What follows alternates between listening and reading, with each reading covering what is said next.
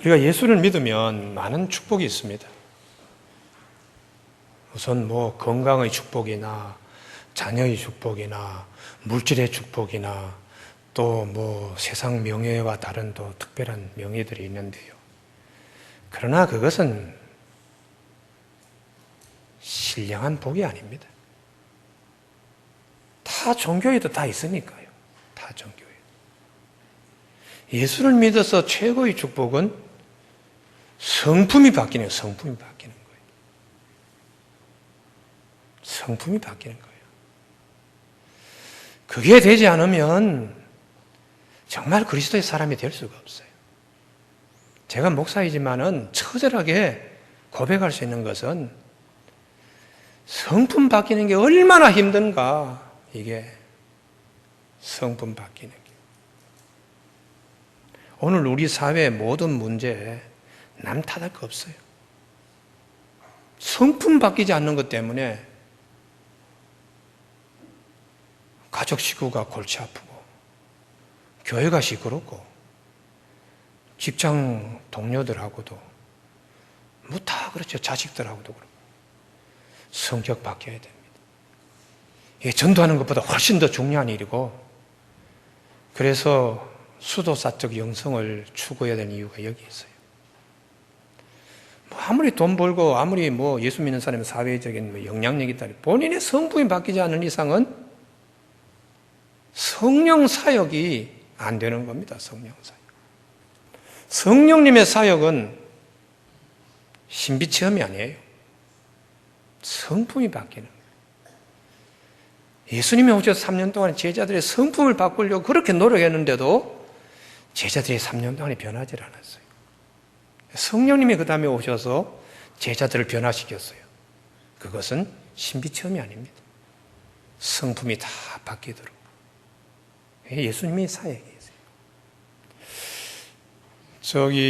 유대인들의 그 탈무드에 보면 농부 얘기가 나오는데요. 농부가 그래요. 납벽에 찾아와서 집에 아이들이 울고 아내가 성가시게 해서 내 도저히 살 맛이 없습니다.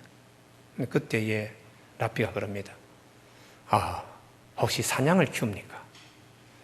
사냥이 몇 마리 있죠. 그걸 울타리 안으로 데리고 들어오세요.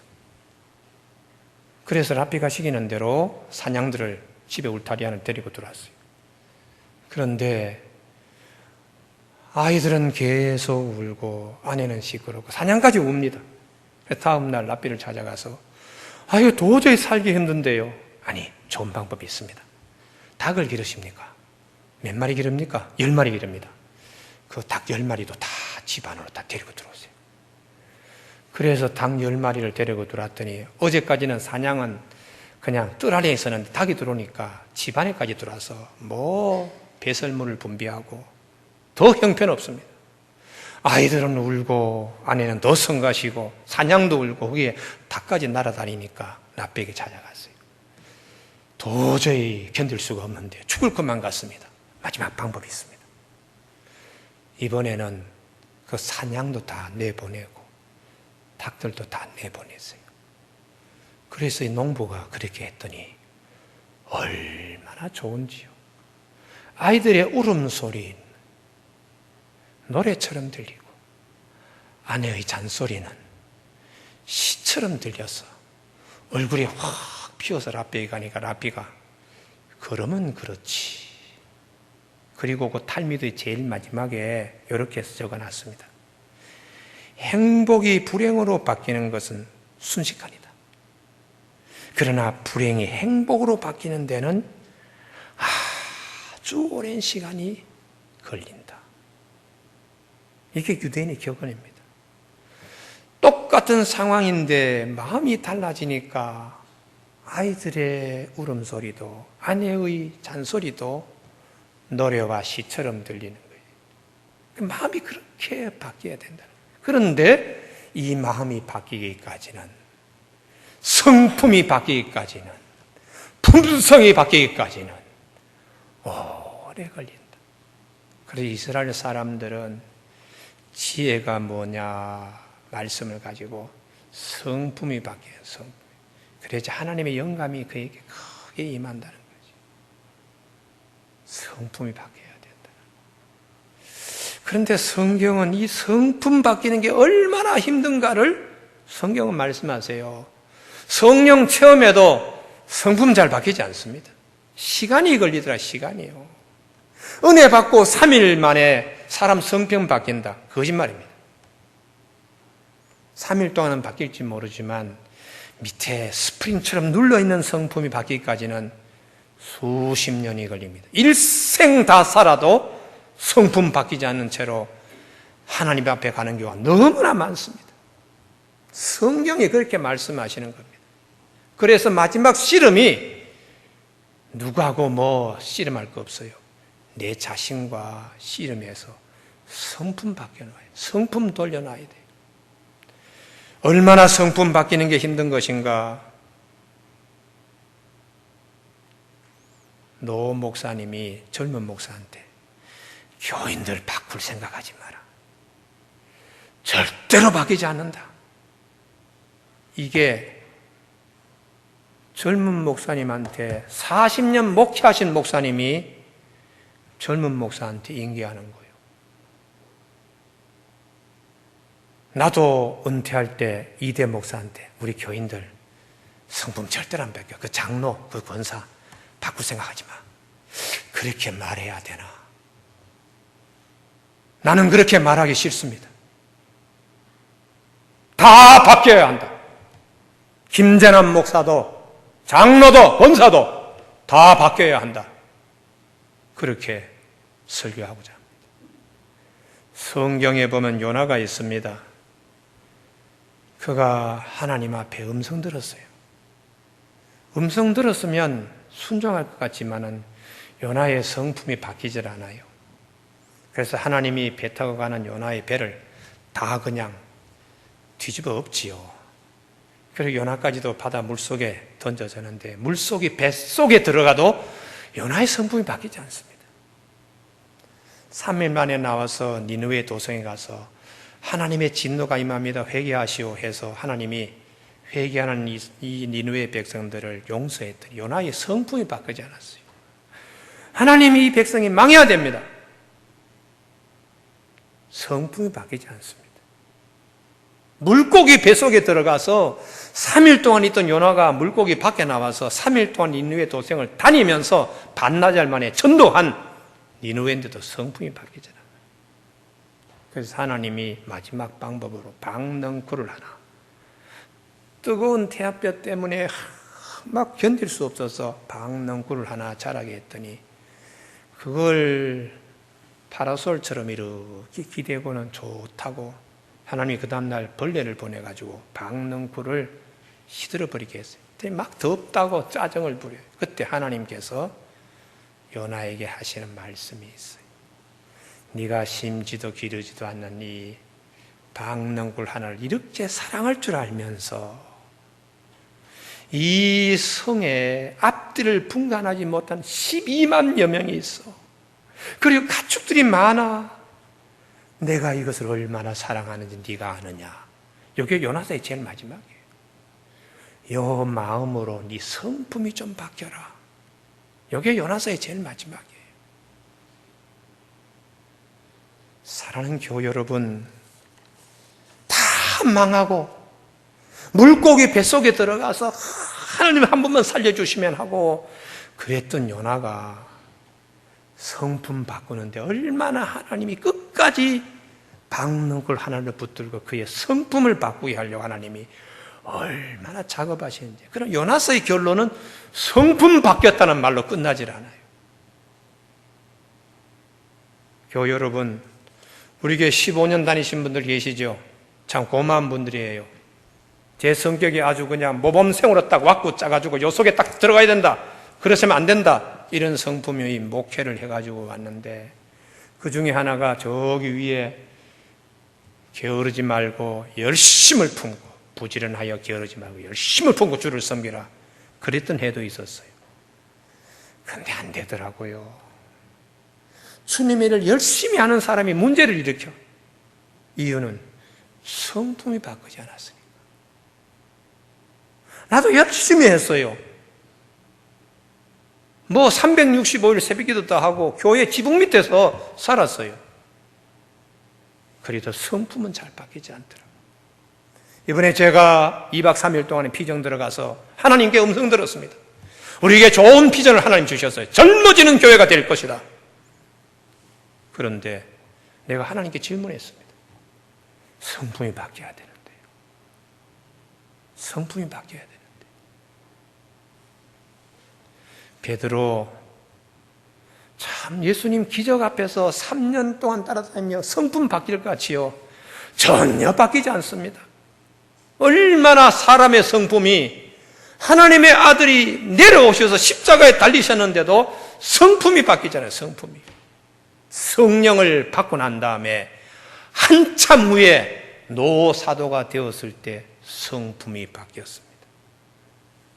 베드로 예수님 만나가지고 그물 던져라 할 때 2배 가득 찼지요. 그때 뭐 주여 죄인이십니다. 잠시 잠깐이요. 잠시 잠깐. 부친도 버리고 배도 버리고 그물도 버렸어요. 그런데 예수님 따라다니면서 온갖 기적 다 경험해도 성품은 바뀌지 않았어요. 제자들이 누가 더 큰가, 누가 더 이니셔티브 잡는가, 누가 교회의 1등 주인이 되는가, 시기하고 질투하는 성품은 바뀌지 않았어요. 우리 뭐 총회장 선거, 노회장 선거도 마찬가지요. 뭐 울면서 하나님께 하지만 거짓말 잘하는 게 목사예요, 목사. 서로 으뜸되려고 하는 거 성품 바뀌지 않더라고요. 배도 버리고 그물도 버리고 부친도 버렸던 이 베드로가 누가 더 큰가 하는 시기는 그물보다 못한 것입니다. 그물은 버렸어도 시기하는 것은 버리지 못해요. 나중에 로마 병사에게 예수님이 체포되었어요. 욱하면서 칼 뽑아가지고 귀 잘랐어요. 그 성격, 그 성품 못 버립니다. 예수님 위해서 배도 버렸던 베드로인데 배보다 훨씬 못한 욱하는 성질, 더러운 성질, 그 버리지 못했어요. 예수님이 재판받기 전에 대제사장의 뜰에 그 추운 새벽에 외롭게 서 계실 때 베드로가 부인하잖아요. 나 저 사람 몰라. 아니, 당신 저 제자 아니야. 나 절대로 모른다니까. 거짓말하는 거. 이 성품 바뀌지 않더라고요. 부친도 버렸으면서 거짓말하는 거.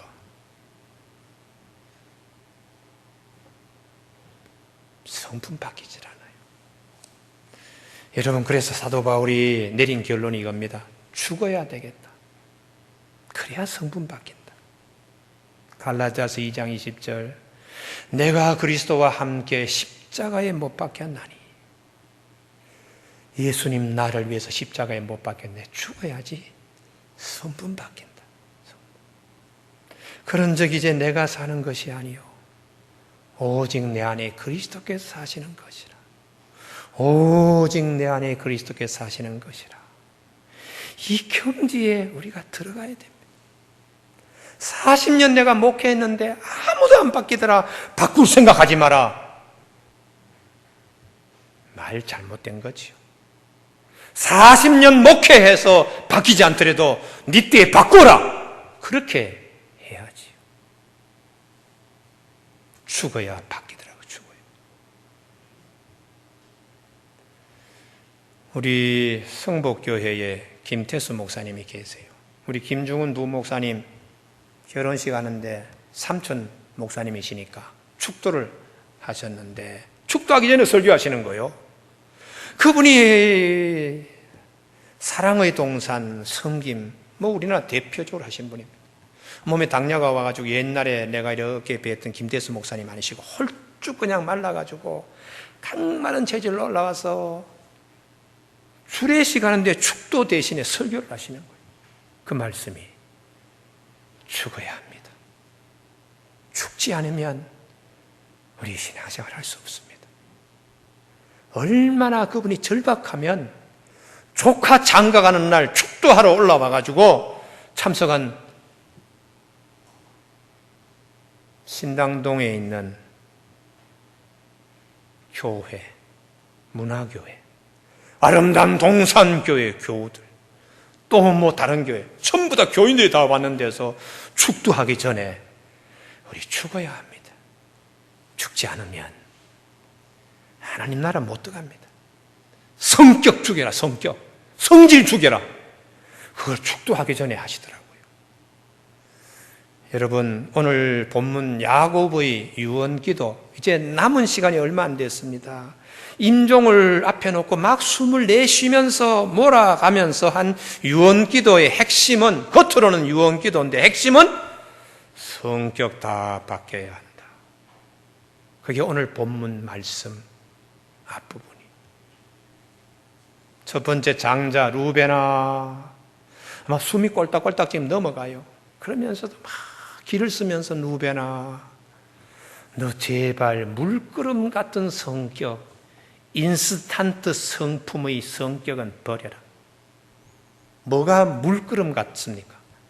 뭐 푸르 하고 한번 끓었지만은 냄비 뚜껑도 날려버릴 것 같지만은 장작 불이 꺼지니까 뭐 그런 일이 있었나 할 정도로 돌아가는 물을 끓는 것과 같은 성품 제발 버려라. 네가 맏아들이 되어가지고 하나님이 얼마나 축복해 주시고 앞으로도 많은 것을 주실 건데 제발 너 푸르 하는 거, 이거 제발 너 거. 그 푸르가 뭐겠습니까? 속에서 일어나는 욕정이에요, 욕정. 창세기 35장에 보면은 라헬의 죽음이 있습니다. 집안에 온갖 상사가 나서 지금 우울한데 이 루벤이 서모 빌하의 침상에 올라가서 아버지의 침상을 더럽혔어요. 성폭행하겠습니다. 급간했습니다. 이 한순간 그거를 참지 못하여 일생 두고두고 마음에 죄 짓는 이 한 번의 실수가 너를 일생 망친다. 제발 물끄럼 같은 성격 제발 고쳐라. 죽으면서 마지막 아버지가 유언 기도했어요. 우리에게도 한순간의 유혹에 빠져서 일생을 망치는 경우 많지요. 그거 우리 성품 바뀌어야 되네. 삼손이 그러했고, 우리 교우들 가운데 제가 언젠가 한번 그랬습니다. 과천교회에 그 목사님이 오신 날, 이게 다 한 20명인가 서 있던 남성교 회원들한테 여기 술 마시고 담배 피우는 사람 없지요? 제가 그 얘기했어요. 내가 알기 때문에 그 시간에 끊어라! 그런 얘기를 하는 거예요. 담배 한번 끊어야 되는데 하고 결심했다가 석 달을 못 넘겨. 다시 몸에서 담배 냄새나. 악수하려고 이렇게 하면 옷에서 담배 냄새나. 아이고, 안수 집사인데 김재남 목사가 목회하는 교회에 냄새나서 되냐. 교우 여러분, 그렇게 끊기가 어렵습니까? 술 취하지 말라 이렇게 주님이 말씀하시면 그게 그렇게 끊기가 힘듭니까?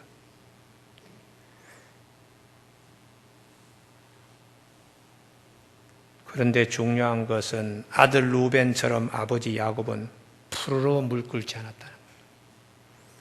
창세기 35장 22절에 보면 그 아버지 첩비라와 동침한 걸 알고서 이스라엘이 그냥 듣고 말았어요. 아무 일이 없는 것처럼.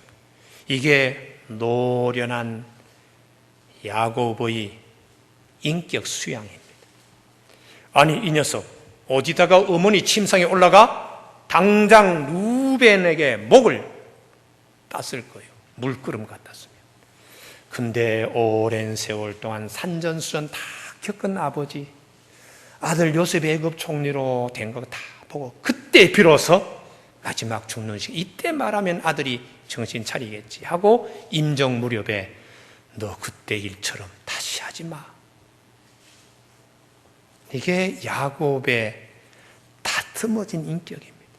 마지막 죽을 무렵에 야곱이 다듬어진 인격으로 아들들 앞에 서는 거예요. 여러분, 우리 삶 가운데 마지막 인생의 목표가 뭡니까? 마지막 죽을 때에 자식들에게 부끄럽지 않도록 다듬어진 인격으로 우리 모두 서야 됩니다. 할렐루야. 그때도 아직도 성질 그대로 있고 아직도 변치 않고 손자 손녀들이 다 보는 앞에서 역시 우리 우리 할아버지는 안 돼, 우리 할머니는 안 돼, 그런 얘기 들으면 안 됩니다.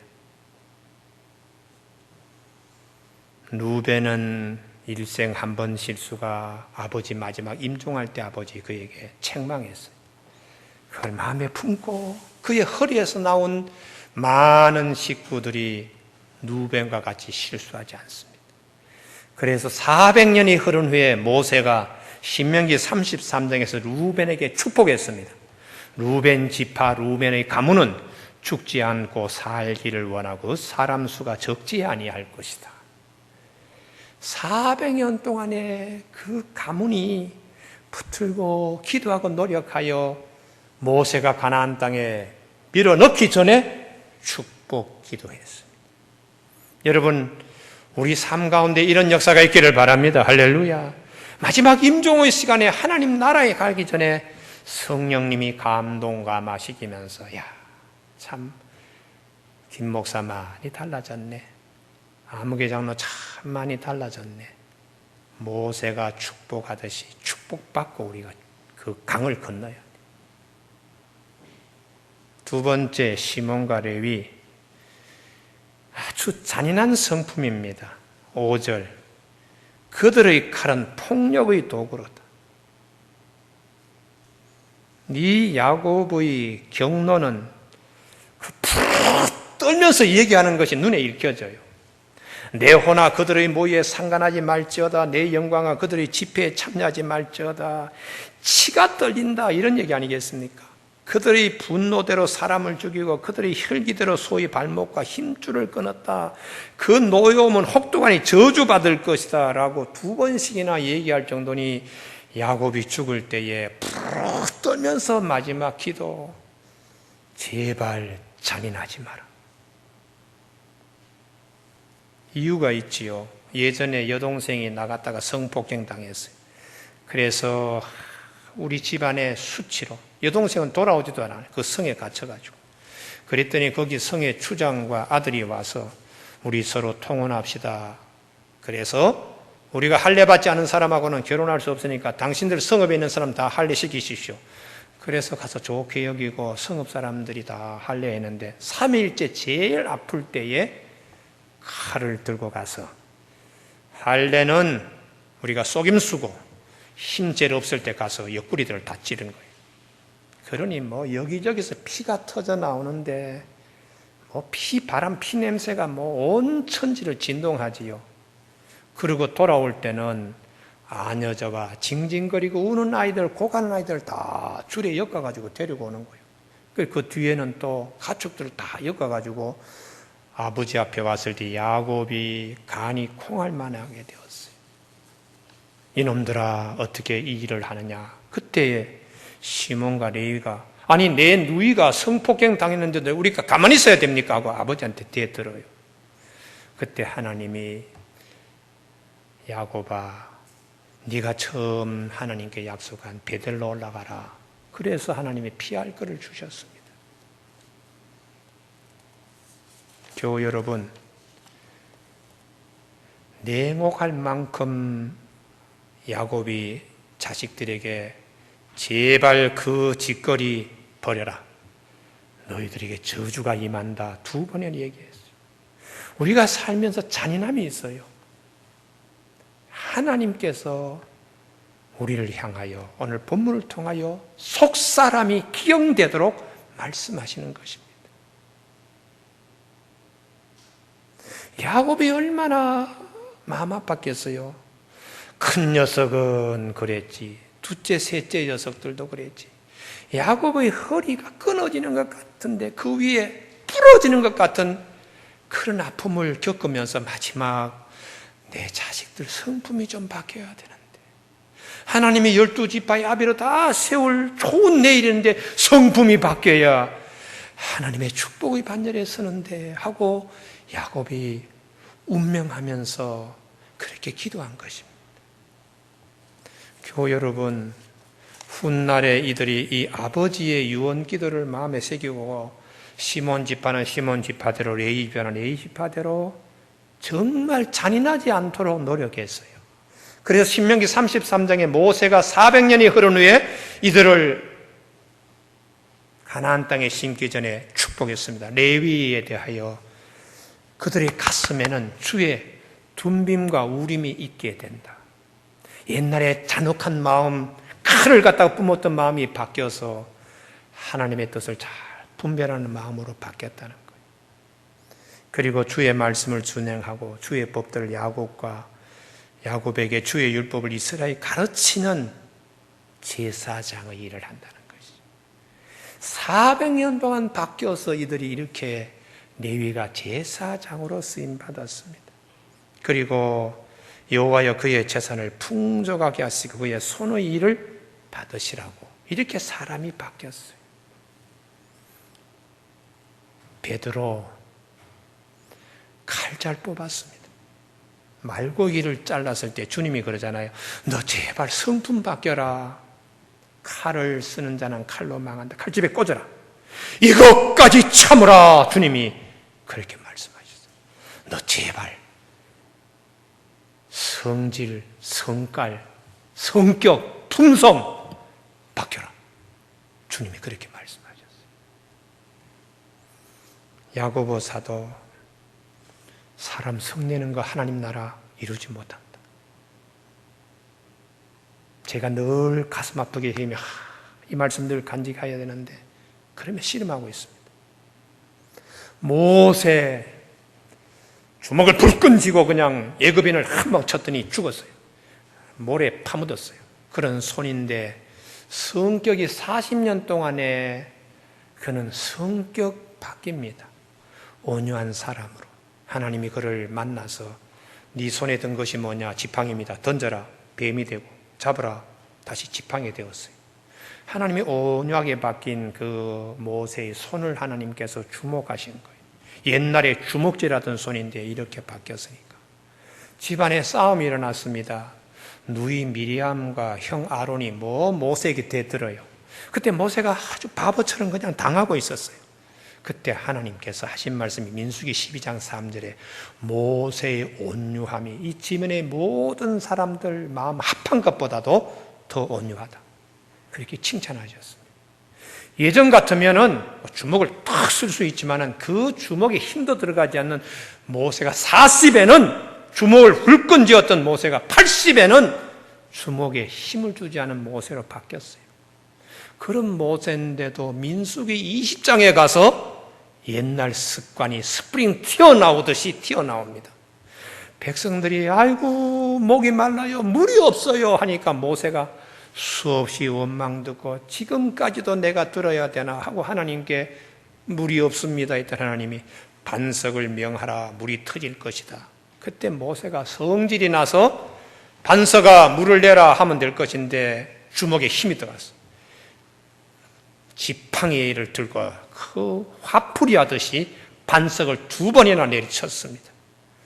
예전 40세 때에 애굽 사람을 쳤던 주먹으로 다시 돌아갔어요.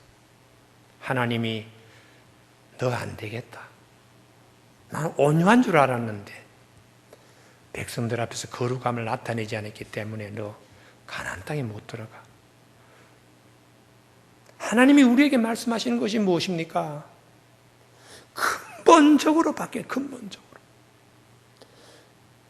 나이 40이 되어서 80대는 좀 바뀐 것 같은데 120세가 되어서는 속에 있던 옛것이 다시 튀어나왔으니까 사람 성질 바뀌는 것이 얼마나 힘든가를 모세를 통하여 하나님 우리에게 말씀하시는 거예요. 그래서 사도 바울이 죽어야 합니다.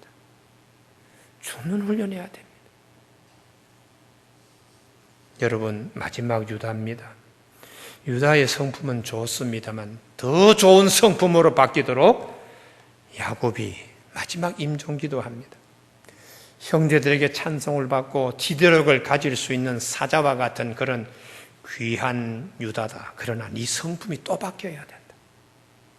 예전에 요셉이 팔려갈 때에 요셉 죽이려고 형제들이 할 때에 절대로 손대면 안 된다.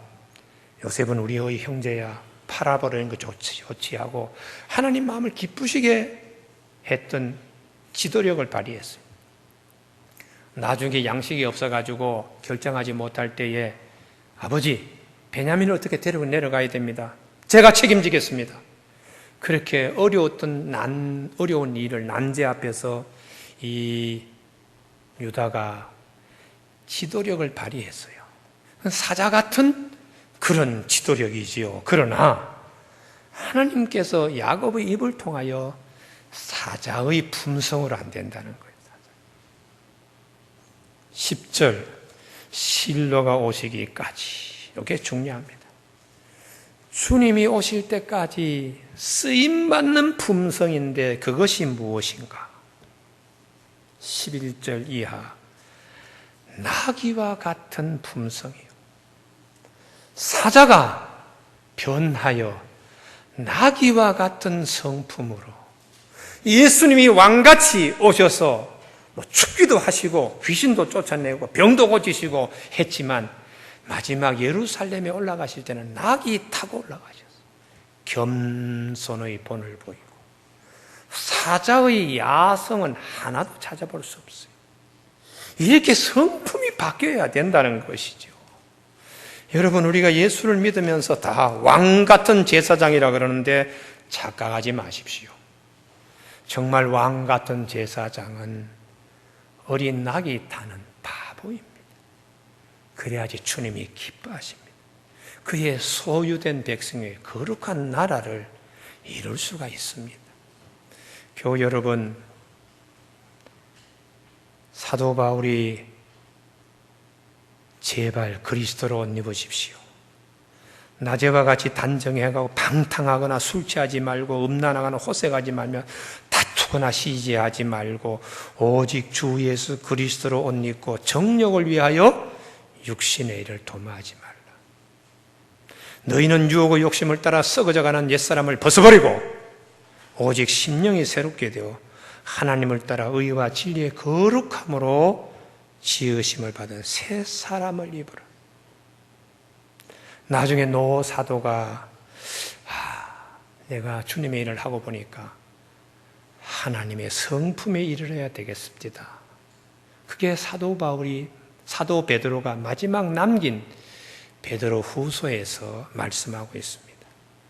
보배로 그 지극히 큰 약속을 우리에게 주사 이 약속으로 말미암아 너희가 정욕 때문에 세상에서 썩어질 것을 피하여 신성한 성품에 참여하는 자가 되게 하려 하셨다고 말씀하십니다. 결론을 말씀드리면 성령님의 사역은 신비 체험은 그냥 거쳐가는 거예요. 꽃입니다. 꽃은 금방 시들어요. 꽃은 창고에 들어가지 못합니다. 성령님의 사역은 열매입니다. 열매는 성품이 바뀌는 겁니다. 성품이 바뀐 대체로 천국 들어가는 거예요. 천국 가서 성품 바꾸지 천만에 안 됩니다. 천국에서는 그냥 고정되어 있는 상태예요. 50부장의 믿음을 가진 사람은 천국의 50부장에서 고정된 채로 영원히 가는 겁니다. 우리가 이 세상에 있을 때에 성품을 바뀌지 아니하면, 성품이 바뀌지 아니하면, 성품을 바꾸지 아니하면 하나님 나라에 들어갈 때도 벌거벗은 모습으로 들어갑니다.